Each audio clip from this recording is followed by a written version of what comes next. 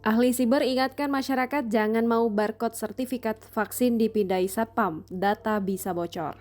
Kartu vaksin syarat wajib masuk dalam mal bisa membahayakan identitas warga. Pasalnya, data pribadi kemungkinan besar bocor oleh ulah Satpam. Pakar keamanan cyber yang merupakan Ketua Indonesia Cyber Security Forum, Ardi Suteja memperingatkan, security mall untuk tidak memindai barcode sertifikat vaksin COVID-19 para pengunjung. Apabila dilakukan pemindaian, Ardi mengkhawatirkan kebocoran data pribadi masyarakat sehingga berpindah ke tangan orang yang tak bertanggung jawab. Hanya pihak tertentu dan dalam kondisi tertentu saja sertifikat vaksinasi diperbolehkan untuk dipindai. Hal yang diperbolehkan dalam memperlihatkan sertifikat vaksin dengan data pembanding berupa KTP. Ardi menambahkan, NIK seperti layaknya kunci berangkas tempat meletakkan barang-barang berharga.